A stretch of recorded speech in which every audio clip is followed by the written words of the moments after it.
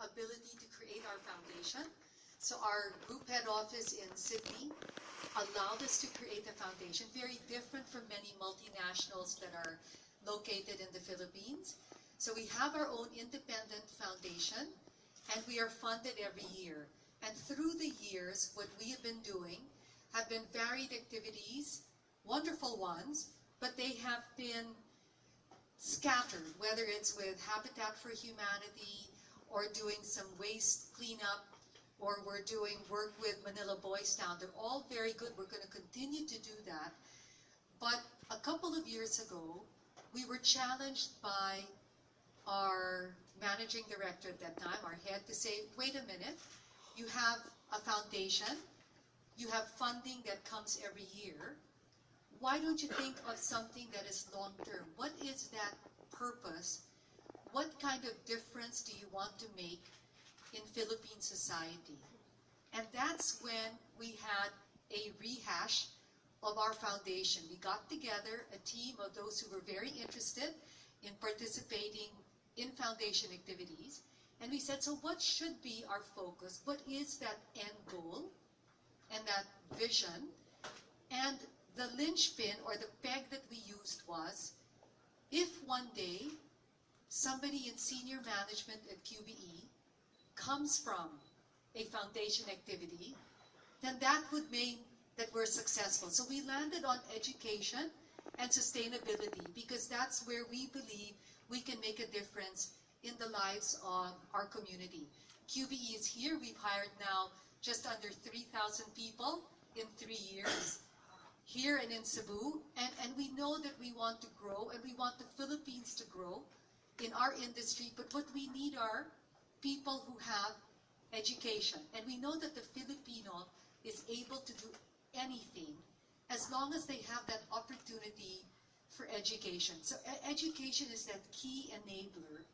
Without it, then it's very hard for them to bring their lives up and their families up. So that is the core and the crux of our foundation. It's sustainability and livelihood through education.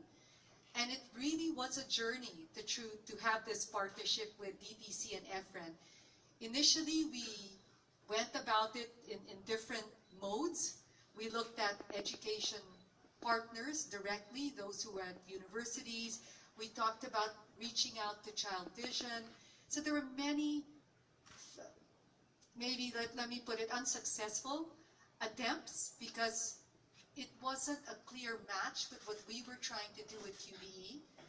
But serendipitously enough, somebody that some of us know here in the room, Vic Eduave, when I was mentioning our difficulty in looking for, actually I thought of looking for Efren Peñaflorida, because we were trying to do this initially, reach out to World Vision, and I knew that he was at some point a World Vision scholar. Vic then said, Karen, it's very easy. I know Efren. I said, you know Efren? We've been trying to meet him and reach out to him, and that is also how we connected with Susan Dimicali, who's, again, a colleague and a friend who's with me at the Filipino CEO Circle. And through these channels, we met Efren. And when he came and met with us, and we thought that this was just going to be a small little project, it turned out that the vision, we weren't aware of everything that he was doing at DTC, which really takes education to a different level, where it starts from the grassroots, where it's needed, all the way to his successful graduates. We felt right away there was that magic that happened, and we said, ha-ha, we found our partner. And again, it's taken a number of months for us to get to this point, but I'm so pleased, and I know that we all are at the management team so excited to have this partnership with DTC and to share that with all of you, because we are going to make a difference in the lives of the Filipino people. Thank you very much, and thank you, Efren.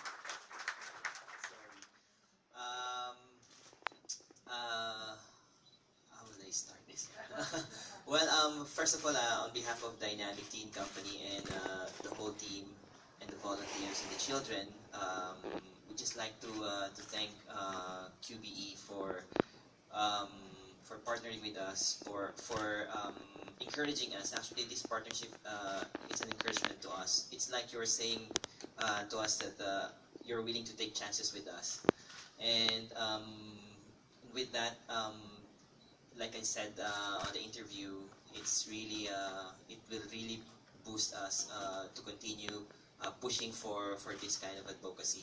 Because in the beginning, when we started the push cards, you know, people don't recognize it.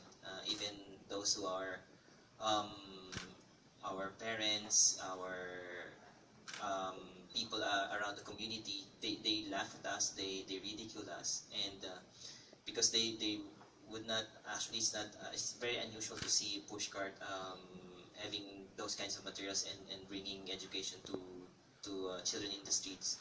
And it's actually um, devastating on our part to see that those kind of disapproval and discrimination. But thanks to our mentor who encouraged us, and then yes, this is KB, our mentor,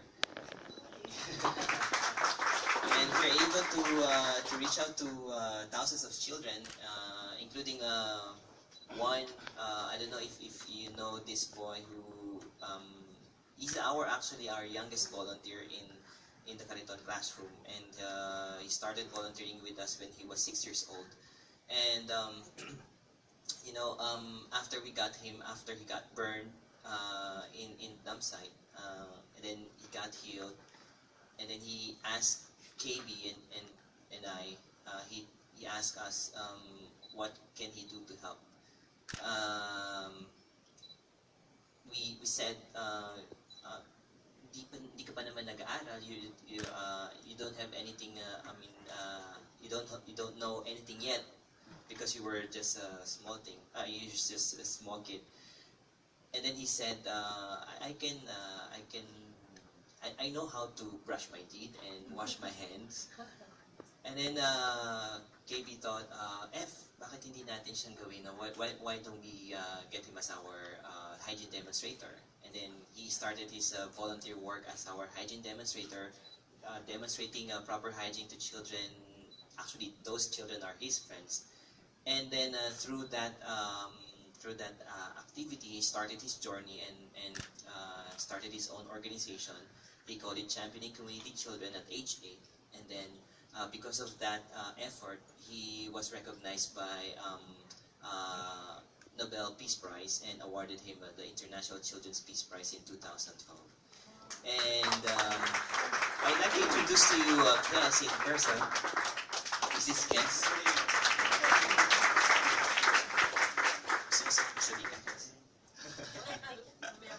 All right, and Kes is actually one of our students in Cariton classroom, and also we have another one she's starting her own advocacy, saving prostituted kids in the street, and she's actually our top student in Open High School in our dropout program. So I'd like to introduce you Jerry May. And she actually helped me raise the funds in Japan so that we can buy the property where we will build our school, QBE school. Yes. And so these are some of the kids that we're trying to save, and we're trying to reach out, and we're trying to develop, and hopefully help them to be the person they have the potential to become. And through your help, through this partnership, I know we will. These things will go a long way, and we're gonna reach out to more children, because I believe that, like I've said in the interview with Jamie, one is never too young to give back to society. Just prove that to you and Jeremy. And we are never too poor to think of ways on how we can help others. And we're never too strong to do things on our own, because we need one another. We want to help one another and build each other up. And we're never too ordinary to be a hero. All of us here have that kind of hero inside us. You just have to unleash it and be the hero to the next one in need. So thank you very much, and God bless you for a sustainable support. And thank you for Sir Vic and Ate Susan. We call her Ate because she's our muse. No. But she's really actually helping us a lot in looking for resources and feeding the children regularly. And again, thank you very much, Ms. Karen. Thank you for trusting us. Thank you po. And thank you as well to DTC, to KB, to Susan, to everyone in the foundation. I know Jamie and Kel and the whole foundation committee put a lot of time and effort. Our whole corporate team putting the legal contracts together. Thank you everyone for working hard to make this happen. But most of all, thank you to Kuya Efren, though I shouldn't call you Kuya, but to Kuya Efren for carrying the torch and never losing this passion. So, I mean, please don't ever lose it, and I know your inspiration around here. Continue to do what you're doing with Kez and with AJ. I mean, you are inspiring us, because as we work our day-to-day jobs, we sometimes forget the stories around that are happening in true life right outside our door, and it just brings another level of excitement and engagement and a holistic view for our work, that we're just not working for QBE, we're working for a company that has a heart and that wants to give back. So, and thank you for allowing us to partner with you and to give